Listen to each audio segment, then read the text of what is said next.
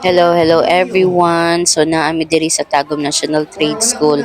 Giubanan nako si Yael kay Laha karong mag-rank up sila. Tenderfoot si Yael tapos mag-rank up na daw ni sila. So nga sila himo na interview. So gipakuha sila og ilahang mga portfolio. Kay mao ni ang ilahang i-present sa interviewer onya na ay mga interviews na pagahimuon kung mopasar ba sila or dili saka pa sila mo rank up. So mao ni siya, daghan kay mga bata all over Tagum City na mga Boy Scout. So naglingkod na sila dinhi atubangan sa ilahang BSP coordinator o gagilahang uban pang mga advisors kay mao'y mag-interview sa ilaha. So dala-dala niya iyang portfolio for how many days niya gihaguan na og compile.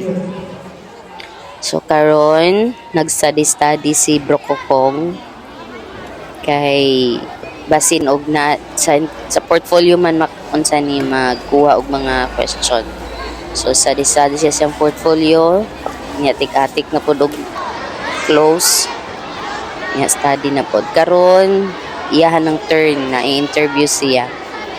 So nga siya dito si Yael kada naka-type A unya nagkanta sila og lupang hinirang. Ipakanta siya lupang hinirang ambot na tama ba niya mga lyrics ani. So mo na ilahang unang part sa ilang unsa na appearance for the interview. Sa layo lang ko nag-video kay dili pwede mo dulang mama. So i-zoom lang nato ni para naapoy documentation na So karon naman na siya kantag lupang hinirang. So mo ni yung mga kauban gi under kuan pod ipakanta pod interviewon pod ni. So sugod na ilang interview. Wala ko kabaloon sana ng mga question din ha. Pero ingon silang maestra, okay, good. Silang advisor, ESP advisor. Tanang question nga ragyapon dito sa portfolio. Una ikabisado ni mo yung portfolio. Aron mahibaw-an sa interviewer ko ikaw ba dyan naghimo. So nag-recite siguro ni siya og scout, oath, and law.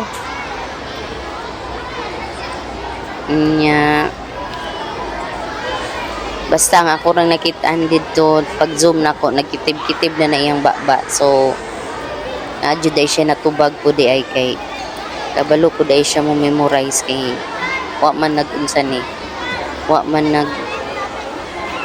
tawag ani wala man nagtanga naka-answer man jud basta mag-study maka-answer.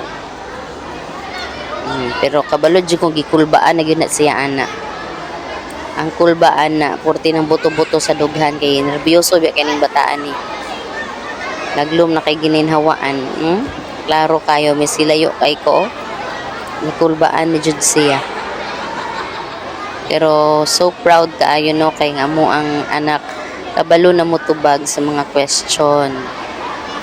Kabalo na mo atubang og laing tao mo kabalo na mo atubang og challenge kay lisod ba kay interviewon ka mo na isa sa pinakalisod ng mga challenges kung gusto ka mo apply og isa ka rank or sa posisyon kanang interview gyud puting lisoda. Pero at this young age ginatudluan na sila no to have confidence na makuan ba tubag og mga question mo atubang og mga interviewer. So, gi-scrutinize ang iyang portfolio and